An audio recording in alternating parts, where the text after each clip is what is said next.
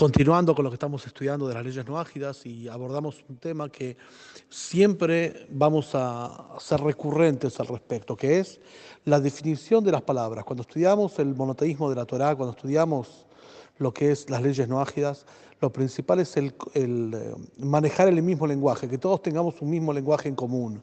Ya mucho tenemos, ¿sí? Cuando decimos la palabra Torá sabemos a qué nos referimos, que la Torá no es la Biblia, ni el Pentateuco, nada que ver. Cuando estudiamos el concepto de norma a diferencia de otra cosa, y siempre marcamos en qué se basa y cuál es el fundamento del monoteísmo de la Torá versus otras formas que capaz que la persona aprendió.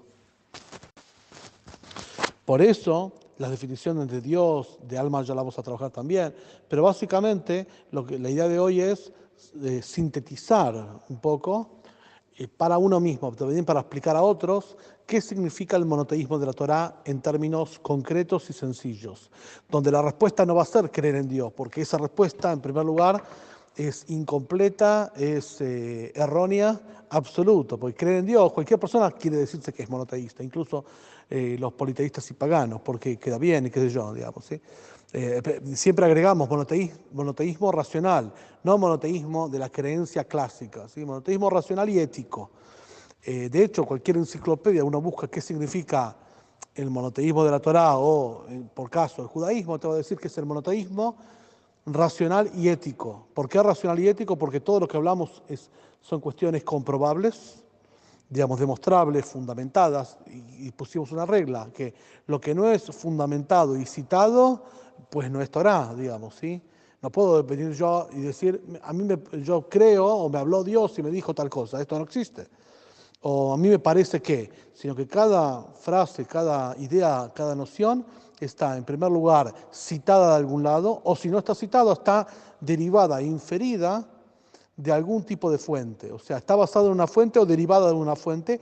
No cualquier persona puede derivar o inferir cosas de la fuente, sino aquellos que están entrenados para el respecto, igual que cualquier rama de la ciencia. Y si no está derivada, por lo menos deducida a través de herramientas y reglas clásicas para eso. Por lo tanto, tenemos que, digamos, sintetizar qué significa el monoteísmo, en otras palabras. Y como los versículos en Deuteronomio, por ejemplo, 4:39 y otros más, nos dicen, sabrás hoy y pondrás en tu corazón. Es decir, el precepto es el conocimiento y a través de analizar y observar llega a la emoción. No es que el monoteísmo de Torá no se basa en la emoción, tiene que ver con la emoción, pero un tipo de emoción adulta, madura, que es derivada del pensamiento. Es decir, y vamos a empezar justo ahora al revés. Vamos a empezar desde las emociones hacia el intelecto pues siempre hacemos eje, hincapié, que de hecho es así, sobre que el intelecto genera la emoción. La emoción no es del corazón, sino la emoción es generada por el pensamiento. Por eso digo que es un tipo de emoción más adulta, más madura, que la clásica pasión que algunas religiones proponen. Por eso van a ver que la emoción tiene su lugar en la plegaria. De hecho, vamos a hacer un curso después más adelante, el arte de la plegaria, pero principalmente cuando subrayamos lo que dice el versículo, seguimos al orden del versículo. Sabrás hoy y pondrás sobre tu corazón. Bien claro, sabrás hoy y pondrás sobre tu conocer. En hebreo es veyadat hayom vashevot levaveja. Veyadat hayom quiere decir conocerás, de la palabra dat. El conocimiento profundo tiene que ver, que deriva aquel del análisis, del estudio profundo, y eso deriva en una emoción también compleja. Una emoción compleja para un pensamiento complejo. Es decir, capaz que un niño tiene emociones muy básicas porque no vivió lo suficiente y su maduración cognitiva no está tan desarrollada. Por lo tanto, las emociones de él son más extremas y son menos profundas. De hecho, vemos que el niño puede estar riendo ahora y en media hora llorando y siguiendo riendo, y para él no es contracción. En una persona adulta, madura, sus emociones derivan del conocimiento de la vida, de la experiencia, de muchas cosas más. Por lo tanto, son emociones más contundentes. No derivan del instinto de la pasión como un niño, sino derivan de justamente la experiencia del conocimiento. A eso apunta la Torá cuando dice, sabrás hoy y pondrás sobre tu corazón. Es decir, el lugar para la emoción está, y de hecho debemos sentir digamos, pero después que cuando el pensamiento primero entró. Por eso hay una diferencia radical entre las enseñanzas espirituales de la Torá de otras formas de espiritualidad. ¿Por qué? Porque la Torá demanda un conocimiento de la divinidad, o sea, del aspecto de Dios, en adición a la simple fe. Fe y conocimiento, o en nuestro lenguaje, convicción certera y conocimiento, explica Rabbi Shneur Zalman de Liadi, el fundador del movimiento Chabad, por ejemplo, son cada uno el complemento necesario del otro para el adecuado servicio a Dios. Cuando el hombre se detiene a meditar acerca de la grandeza de Dios y contempla sus maravillosas obras, obtiene en pequeña medida una concepción de su poder infinito. Nótese, cuando el hombre se detiene, cuando la persona se detiene a meditar, detenerse a meditar quiere decir contemplar. Por eso se llama ingresar al Pardés. El Pardés es el jardín divino. El jardín quiere decir una persona transita por la calle. Por la calle transita transportando cosas o lo que sea. Eso no es detenerse a contemplar, eso es transitar. Cuando una persona ingresa a un jardín, viene a deleitarse, viene a observar cada uno de los detalles y los pormenores, los colores de las flores, de las plantas, de los árboles, viene a degustar los frutos del árbol, viene a regocijarse de cómo las frutas están creciendo en el árbol, viene a disfrutar del aroma y la fragancia de esas frutas y de esos vegetales. O sea, viene en otra actitud, una actitud contemplativa, analítica y que no es rápida. ¿Por qué decimos no es rápida? Pues justamente lo más interesante cuando una persona entra al mundo del monoteísmo se da cuenta que ninguna respuesta es por sí, por no y rápida. ¿Por qué? Porque la naturaleza del estudio monoteísta es que se activan las partes más profundas del cerebro, no las partes más epitélicas que vienen de sí, no, blanco, negro o ángel, demonio. No funciona así. Funciona algo mucho más profundo y mucho más detenido, en otro ritmo. Por lo tanto, mucho más profundo. Consecuentemente de eso, cuando el hombre se detiene a meditar acerca de la grandeza de Dios y contempla sus maravillosas obras, obtiene en pequeña medida una concepción de su poder infinito y al concebir eso, se despiertan en el ser humano las ansias de amar a Dios y aferrarse a Él, y los deseos de manifestar su amor observando sus mandamientos. Interesante que en el principio de la Torá, el versículo dice, y Adán conoció a Javá. Adán conoció a Javá. Javá es la primera mujer. Adán, el primer hombre de la Torá, el primer varón. Y el versículo dice conoció. ¿Qué quiere decir conoció? Rashi, el comentarista, nos trae, basado en el Talmud, que es un eufemismo para que intimó, cohabitó. Es decir, que la cohabitación del ser humano, la intimidad de los seres humanos, el versículo lo trae con el lenguaje conocer. ¿Por qué? Porque el versículo nos quiere marcar la diferencia que hay entre animales copulando y seres humanos intimando. No tiene nada que ver. El ser humano cuando intima no es solamente una acción de copular como un animal, es fruto de un conocimiento. Una pareja se conoce, salen, empiezan a conocerse, se desarrollan, ven que hay puntos en común, empiezan a desarrollarse los sentimientos, formalizan una relación y recién ahí cohabitan, o debería ser así. Es decir, que la unión y el sentimiento deriva del conocimiento, no deriva de la pasión instintiva y silvestre como los animales. Por eso, al concebirlo a Él, se despiertan en el ser humano ansias de amar a Dios y aferrarse a Él, y deseos de manifestar su amor observando sus mandamientos. Del mismo modo, aquel que considera la insondable esencia del Creador se ve subyugado por un sentimiento de reverencia y temor hacia Él y se abstendrá de actuar en posición a su voluntad. Como bien explica el Zohar, que el alma es como un pájaro que tiene dos alas. El alma también tiene alegóricamente, obviamente en forma figurada, dos alas, que es el amor y el temor a Dios. Amor quiere decir, es la herramienta por la cual le permite acercarse a Él y aferrarse a Dios, y temor reverencial, respeto, el respeto reverencial llamado en la Torá temor, pero es respeto reverencial, evita que uno haga cosas que lo dañan a Él. De hecho, los preceptos se dividen en preceptos activos, es decir, lo que tenemos que hacer, por ejemplo, rezar todos los días, y lo que no tenemos que hacer, que es evitar hacer las transgresiones que están en la Torá para no ágidas, por ejemplo, o para judíos. Entonces, eso es amor y temor, pero el amor y temor no surgen solos naturales, son, entre comillas, generados por el ser humano a través del conocimiento.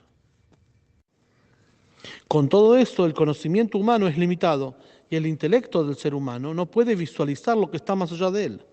Luego, la razón humana no puede concebir la verdadera esencia de Dios debido a su perfección y a la imperfección de la razón del hombre. Obviamente, hablamos de seres totalmente Dios y el ser humano, desproporcionadamente abismal es la diferencia. Por lo tanto, una persona puede entender hasta donde puede entender. Sin embargo, debe creer con convicción certera aquellos aspectos místicos de Dios que trascienden su intelecto. Según Rabbi Shneur Zalman, el hombre debe luchar por comprender la divinidad hasta el límite de su capacidad intelectual. Más allá de este límite debe tener la convicción certera que es así. Con el máximo de comprensión seguida por la fe, llegará a servir a Dios con calidez y vitalidad. Es decir, todo lo que es humanamente comprensible debe hacer el esfuerzo de comprenderlo. Cuando se topa con una pared que ya a partir de ahí no puede racionalizar, saber, entender la limitación del ser humano y activar ahí la convicción certera de la fe. Pero eso después que intentó comprender todo lo que le es dado a comprender, que no tiene que ver con una cuestión natural, si es más inteligente o menos, eso no tiene nada que ver. Tiene que ver con hacer el esfuerzo de comprender con un rabino, con otro rabino, con un libro, con otro libro, con un video, con otro video, hasta poder comprender lo máximo que les es dado a comprender. Todo esto lo traemos justamente en este punto que estamos introduciéndonos en las leyes no ágidas. ¿Por qué? Porque lo que vamos a estudiar más adelante van a ser normas, pero las normas no están desvinculadas de la emoción o del pensamiento. Es una naturalidad y una congruencia absoluta. Cuando la persona observa la divinidad y logra, o sea, se detiene a reflexionar sobre los elementos que desarrollan el amor y temor a Dios, que eso es lo que vamos a ver, cuáles son esos elementos, y se activa en su alma las ansias de aferrarse a Dios, ir por el camino correcto y alejarse de lo que Él prohíbe, naturalmente va a querer aprender cada uno de los detalles, igual que una persona que está muy, muy entusiasmado en algo, por ejemplo, va a hacer un viaje, unas vacaciones soñadas que siempre va a estar un mes dando vuelta en un crucero todo el tiempo por todos lados, que siempre él soñó esto, entonces se va a interesar, va a buscar en la web las repercusiones de otros turistas, etcétera, va a investigar porque realmente se introduce. Entonces, los detalles y las precisiones que vamos a ver en las leyes no ágidas tienen que ver con eso, o sea, tenemos que ver el proceso como una congruencia absoluta de conocimiento, emoción y acción, que de hecho son las tres vestimentas del alma, alegóricamente. El alma tiene tres canales de expresión: pensamiento, palabra y acción, y así naturalmente el versículo en Deuteronomio es claro sobre esto. Dice, porque está muy cerca la cosa, o sea, la práctica de los preceptos, dice, en hebreo lo voy a decir así, Ki karov eleja davar meod, ve fija en tu boca, o sea, en tu palabra, bil babja en tu corazón, se refiere a la meditación del corazón, la azotó para hacerlo. O sea, que justamente la palabra, el pensamiento y la acción son tres canales que el alma se expresa. Entonces el alma empieza a conocer, se estimula emocionalmente y luego se estimula en la acción, en los detalles específicos y puntuales de cómo son la práctica de los preceptos. Entonces, dicho esto, vamos a ir al meollo de la cuestión, sintetizando qué cosa es ser un monoteísta y qué cosa no es ser un monoteísta. Entonces, la proclama de unidad divina, ¿sí?, y unicidad divina es formulada a diario por judíos y no ágidas a la vez. En la frase de la Torá, Shema Israel, oye Israel, Dios es nuestro Señor, Dios es uno. Durante su extensa historia de exilio y sufrimiento, el pueblo judío y miriadas de judíos han preferido entregar sus vidas antes de verse obligados a renunciar a la fe en su unidad.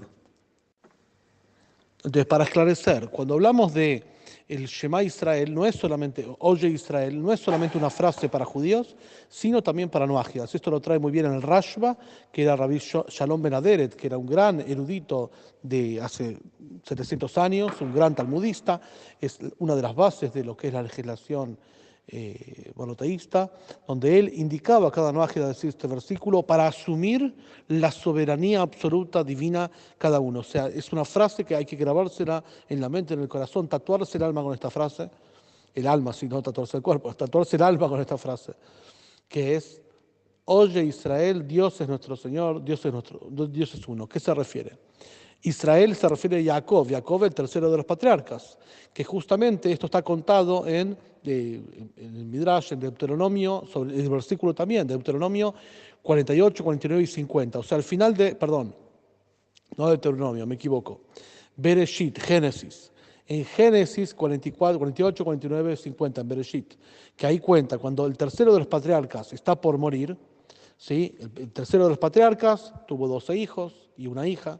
Esos 12 hijos, cada uno desarrolló un mini pueblo, una tribu, y ahí son las 12 tribus de Israel. Entonces, Israel es el nombre de la Torá a Jacob. Jacob e Israel son la misma persona, ¿sí? El versículo llama a Jacob con el nombre de Israel. Entonces, ¿qué pasa? Antes de morir, convoca, así cuenta la Torá, estamos hablando de Génesis 48, 49 y 50. Antes de morir, Jacob convoca a su lecho de enfermo a todos los hijos, a cada uno le da un legado, una misión y una bendición, y él estaba muy preocupado, porque ¿quién iba a continuar el legado monoteísta? Él recibió de su abuelo Abraham, el primero de los monoteístas que difundió el monoteísmo, y de su padre Isaac, un legado a perpetuidad, la promesa divina de ser naciones monoteístas. Aparte de recibir la tierra de Israel y otras cosas más. Pero él estaba muy preocupado, quería asegurarse que sus hijos sigan su camino de justicia y rectitud.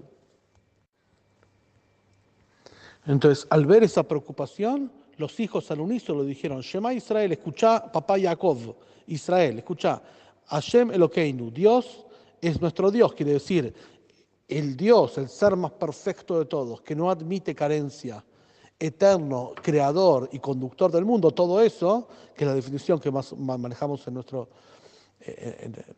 nuestra forma, digamos, de Dios, Elokeinu es nuestro Dios. Hashem Echad, Dios es uno y único.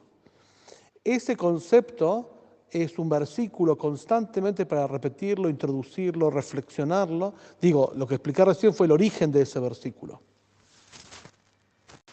Ese versículo aparece después en el Deuteronomio, en Devarim, y es un versículo que cada noágida lo puede repetir varias veces por día, pero al menos 2 veces por día, a la mañana y a la noche, para justamente la función de ese versículo es, el propósito a perseguir es asumir lo que se llama el yugo divino o la soberanía de Dios sobre la vida de uno y su responsabilidad. Y justamente lo que dice durante la larga historia del exilio del pueblo judío, muchos judíos cuando se vieron en pruebas de fe, es decir, que las naciones enemigas al pueblo judío o diferentes factores de poder, sea desde monarquías hasta feudales, hasta iglesias, hasta lo que sea, donde obligaban al pueblo judío a convertirse a otra religión, los judíos preferían morir con la palabra en la boca, Shema Israel, antes de convertirse a otra religión o a hacer idolatría. De hecho, uno lo puede ver bien claro, acá mismo en Buenos Aires, en el Museo de la Shoah, del Holocausto, o también en México hay un Museo de la Shoah o alguna exposición, ni que hablar que lo puede ver en el Museo de la Shoah en Israel, Yad Vashem, que hay como fotos y recortes, lamentablemente, de las cámaras de gas, que los judíos con las uñas escribían Shema Israel cuando sabían que iban a la muerte seguro. Y esto pasó no hace 1000 años ni 2000 años, pasó hace 70 años, y esas son las fotos. Baruch Hashem, hoy en día no es tan grave la situación, si bien hay muchas acciones de antijudaísmo, y el judaísmo también es perseguido hoy en día, en Europa, en Latinoamérica, en todos lados, pero no llegan a esos extremos. Pero bueno, vamos a hablar de lo positivo. Ahora viene mi última cuestión. ¿Qué significa ser monoteísta? 2 puntos. Ahí vamos. Entonces, el significado corriente de unidad divina, cuando en el monoteísmo hablamos de unidad divina, ¿qué significa?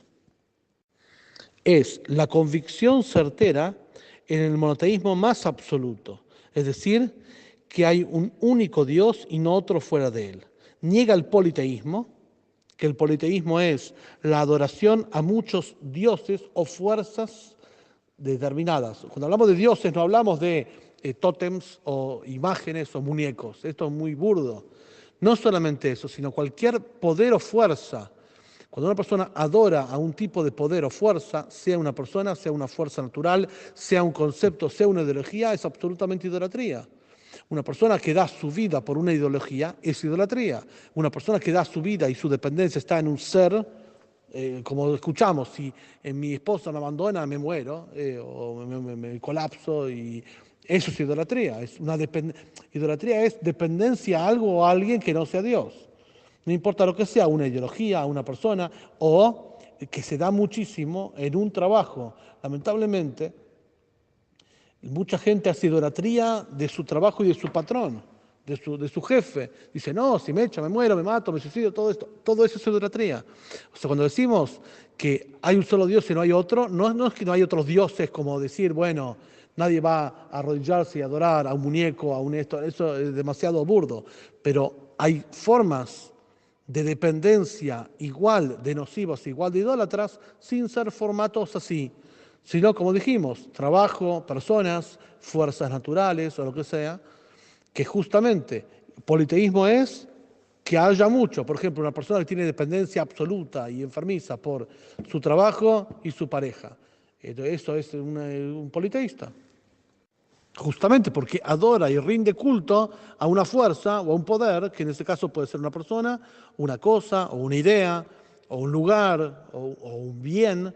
Se aferra a su hogar, a sus paredes, a las 4 paredes de su hogar, y dice, no, esta es mi casa, y si me echan de acá me muero, me mato, y todas esas cosas. Seguro que eso es idolatría.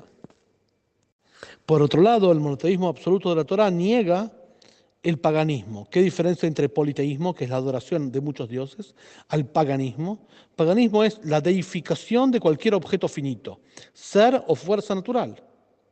O sea, que la persona no dice tengo muchos dioses, Dios para la guerra, Dios para la vida, Dios para el amor, Dios para la plata. No, no habla de eso, sino que a un objeto finito, sea una persona, sea un objeto, sea una ideología, sea una fuerza natural, a un objeto finito o determinado, lo deifica, o sea, lo vuelve Dios, a un objeto, a un ser o a una fuerza natural.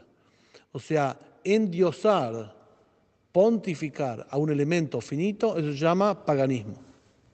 Y el monoteísmo de la Torá, tanto para el politeísmo, que es la adoración de muchos dioses, como para el paganismo, que es la deificación de cualquier objeto finito, absolutamente no es monoteísmo.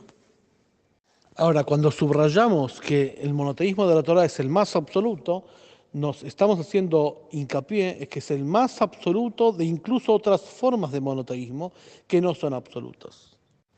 Por ejemplo, excluir el dualismo. ¿Qué es el dualismo?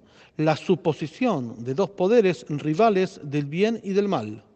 Es decir, cuando una persona dice, mira, yo tengo convicción en el Eterno, creador, todo eso, y el Eterno es la fuente de todo bien y justicia, y del otro lado hay una fuerza rival, oponente, que es toda la fuente del mal y de la desgracia. Eso mismo es dualismo y está prohibido, y eso no es monoteísmo.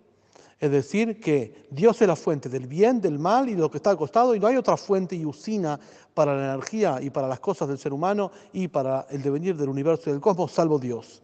Incluso en lo más malvado y perverso y salvaje está Dios de la misma forma que está en lo más bondadoso y benevolente. O sea, mostrar a un Dios que solamente le tiene soberanía y le pertenece a lo bueno, y del otro lado, de lo malo surge de un malvado, o de una fuerza malvada, por decir, diablo, por ejemplo, eso es dualismo y no es monoteísmo de la Torá. En su momento lo explicamos y lo analizamos, pero básicamente, para dar un hilo conceptual, es como decir que toda la electricidad que nos llega a nosotros surge de una usina termoeléctrica de diferentes lugares. Por ejemplo, acá en Argentina, la central de Atucha o de otros lugares. Pero no es que hay una usina termoeléctrica y un sistema de distribución de electricidad para gente buena o para gente mala. No existe eso. El cable es el mismo. Depende de cómo vos lo uses, va a ser bueno o malo, pero el cable es lo mismo. El canal de distribución en la misma fábrica, o sea, la misma fábrica de electricidad produce electricidad y distribuye electricidad y hace llegar la electricidad a los hogares, tanto para acciones buenas, para acciones malas, para delincuentes o para gente honesta y piadosa. Es la misma historia. Lo mismo acá. La única fuente del universo es Dios. No hay una fuente del mal. En todo caso, la fuente del mal es Dios, igual que la fuente del bien en igual medida. Tengo un video que se llama Tu vara y tu callado, que ahí lo explico bien, y también hay otro video que se llama La fuente del mal, el origen del mal, que también lo explico bien, lo voy a adjuntar ahora para que quede ya adjuntado y para que lo puedas escuchar. Y justamente este es el secreto, porque en Éxodo Dios le dice, Moshe le dice a Dios, ¿por qué maltratás a este pueblo? Aparentemente, el que no conoce este concepto, que estudiamos hoy, puede decir, mirá, Moshe se queja ante Dios, falta de fe. Nada que ver, es justo al revés. Moshe, lo más selecto de la especie humana, a quien Dios escogió para liberar al pueblo judío de Egipto, traer las plagas, partir el mar, que reciba la Torá y conducirlos hasta la tierra prometida, ese mismo Moshe dice, ¿por qué maltratas a este pueblo? Es decir, que Moshe reconoce que el maltrato eventual al pueblo es originario en Dios, no es originario en una fuerza oscura, en un demonio, ni en el faraón, ni nada. Directamente Moshe dice, justamente como el monoteísmo absoluto de la Torá es que Dios da tanto el bien como tanto el mal, Él mata, Él da vida, Él enferma, Él cura, únicamente no hay otra fuente a donde recurrir, por lo tanto, el maltrato que Moshe entendía se deriva en Dios. Por eso Moshe pregunta, sinceramente, ¿por qué maltratas a este pueblo? Y también el monoteísmo de la Torá excluye el panteísmo. ¿Qué es el panteísmo? La suposición o ideología que iguala a Dios y a la naturaleza. Bueno, la ideología del famoso Spinoza, que decía, Dios es la naturaleza. Sí, pero le falta una cosa ahí. Dios es la naturaleza, pero está por encima de la naturaleza y Dios te ordena cosas. Decir que Dios es la naturaleza es como la gente dice hoy en día, le pido al universo, pedir al universo, rezar al universo, agradecer al universo. Claro, el universo no exige nada, no exige conducta moral, no exige leyes, no exige nada, no es un pacto. A diferencia del monoteísmo de la Torá, que hablamos de un pacto de doble vía. Vos le pedís a Dios, pero Dios te exige a vos leyes y te sanciona y te recompensa. O sea, es otra cosa, nada que ver. El universo que pide, no pide nada. Entonces, el dualismo es una forma de igualar a Dios con la naturaleza. O decir, mira, me tocó en suerte, o la fortuna mía, no. O sea, como que no hay un origen visible. Cuando decimos creador y conductor del mundo, hay un origen visible de las cosas y ese mismo da normas, exige, recompensa y sanciona. Es decir, que el monoteísmo más absoluto de la Torá niega absolutamente el politeísmo, el paganismo, el dualismo y el panteísmo. O sea, es el más absoluto. Justamente la interpretación del Maimónides sobre la unidad de Dios recalca también que su esencia y ser es una unidad simple y perfecta sin pluralidad alguna, composición o divisibilidad. Dentro de los principios de monoteísmo que estudiamos el año pasado, estudiamos justamente sobre el monoteísmo más absoluto y explicamos que la unidad de Dios, quiere decir la unicidad y su singularidad, es que no incluye ninguna forma de divisibilidad ni compartimentación en Él. O sea, Él no está fragmentado de ninguna forma y no hay pluralidad en Él, composición en Él, o sea, ensamblaje, por decirlo de una forma, ni divisibilidad, negando toda forma de Trinidad o similares. Y Dios está libre de cualquier propiedad de atributo físico. Todo esto lo explica muy bien Maimónides en el libro del conocimiento, en las leyes de fundamentos de la Torá, ahí está bien explicado. En sus propias palabras del Maimónides, Dios es uno. Él no es dos o más de dos, sino uno. Ninguna de las cosas existentes en el universo a las cuales se aplica el término uno es como su propia unidad. Ni una unidad tal como la especie que abarca muchas unidades, ni una unidad tal como el cuerpo físico que consiste de muchas partes. Su unicidad, es decir, su singularidad, es tal que no hay otra igual en el mundo. El conocimiento de esta verdad es un precepto positivo. Como está escrito, oye Israel, Dios es nuestro Señor, Dios es uno. Entonces, hasta acá estudiamos todo lo referente a definir en pocas palabras qué es el monoteísmo de la Torá y qué se distingue el monoteísmo de la Torá de otras formas de espiritualidad. Y nos falta ver un poco de definiciones del alma y todo esto que nos faltó. Y después sí, ya arrancamos con todo lo que es el detalle y la precisión de cada una de las normativas noajidas.